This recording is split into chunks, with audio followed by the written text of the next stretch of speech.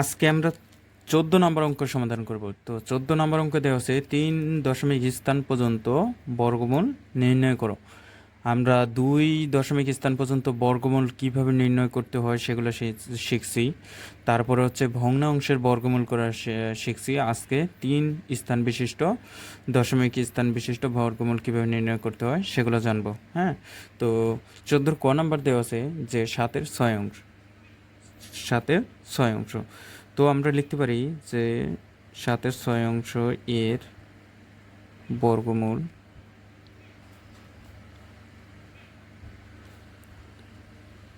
আমরা এইভাবে বর্গ করে দিব।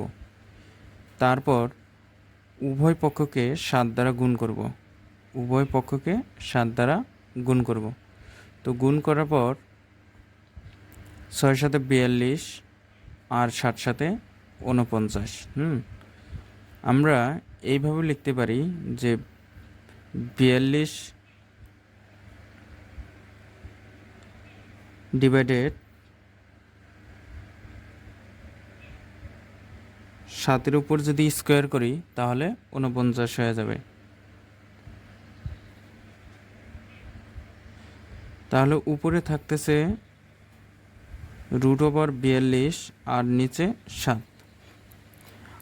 আর √42-এর কীভাবে বর্গমূল করা যায় সেটা আমরা আগেই শিখছি। ঠিক ওইভাবেই 42-এর বর্গমূলটা নির্ণয় বের করে নিবা। তো 42-এর যদি আমরা বর্গমূল বের করি তাহলে 6.4807 এটা বের হবে ডিভাইডেড 7।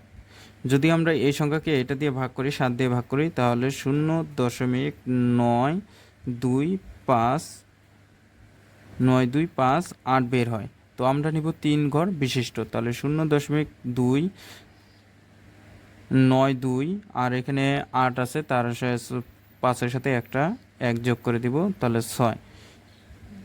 প্রায় এটাই 3 স্থান বিশিষ্ট বর্গমূল। এইভাবেই বাকি অঙ্কগুলো সমাধান করতে হবে, ক, খ, গ।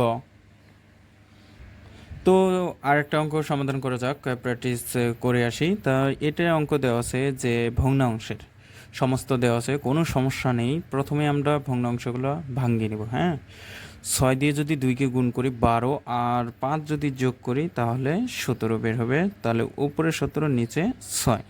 আমরা এই সংখ্যাটা অতএব 17 ডিভাইডেড 6 এর বর্গমূল, মানে এটার আমরা বর্গমূল নির্ণয় করব। সমান সমান 17 বর্গমূল দিলাম, চিহ্ন দিলাম 6। তাহলে আমরা উভয় পক্ষকে 6 দ্বারা গুণ করে দেব। 6 গুণন 17 গুণন 6 ডিভাইডেড 6 গুণন 6। আমরা এইভাবে লিখতে পারি যে 17 আর 6 যদি গুণ করি তাহলে 102 বের হবে। আর এইখানে √6 যদি যোগ করে গুণ করি তাহলে 36 বের হবে।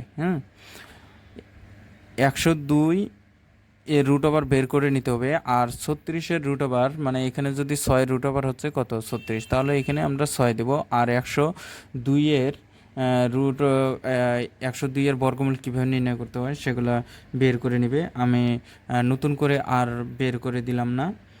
তো 102 এর যদি আমরা রুট বের করি 10.09, 3 স্থান বিশিষ্ট বর্গমূল নিলেই হবে, এর বেশি নেওয়ার প্রয়োজন নেই। আর ডিভাইডেড 6। তো এখন যদি আমরা এইটাকে 6 দ্বারা ভাগ করি তাহলে বের হবে যে 1.63। প্রায় এটাই উত্তর, 1.6 এটাই উত্তর।